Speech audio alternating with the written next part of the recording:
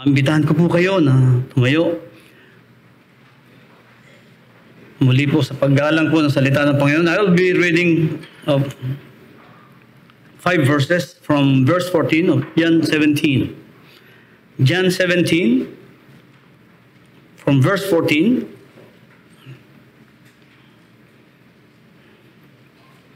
to verse 18.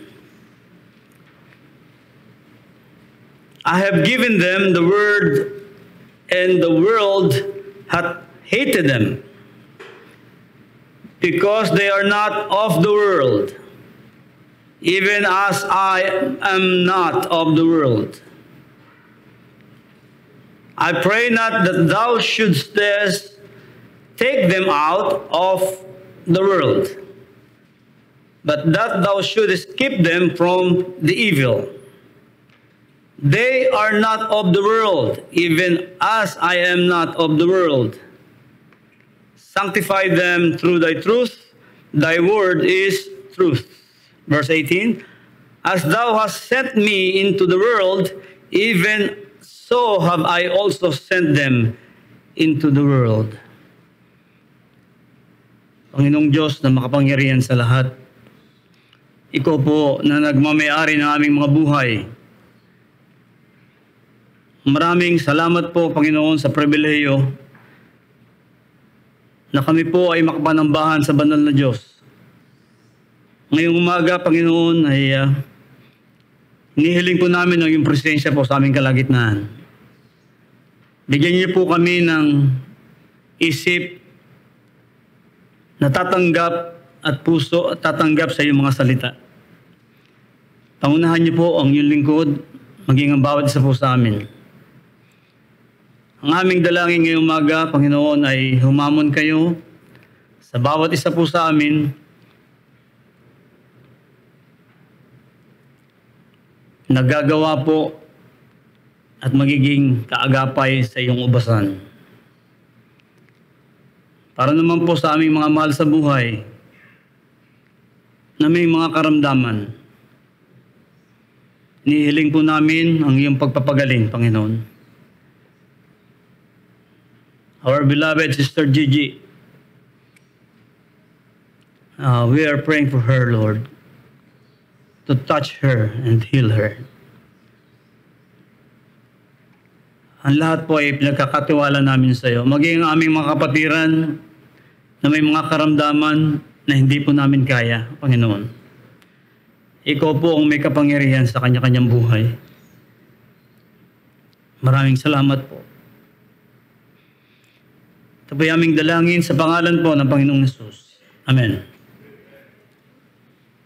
I entitled the message, of course, our vision, our theme for our church this year is Reaching the World and Preaching the Word Together. Reaching the world and preaching the Word together.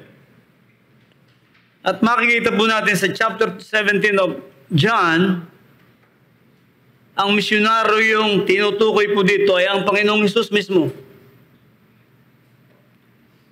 Most of the whole chapter is in red letters. Kaya makikita po natin dito ay ang kapangyarihan ng Ama at ng Anak na ang puso nila ay nasa gawain. The Lord is not slack concerning His promise, as some men count slackness, but is long-suffering to usward, not willing that any should perish, but all should come to repentance.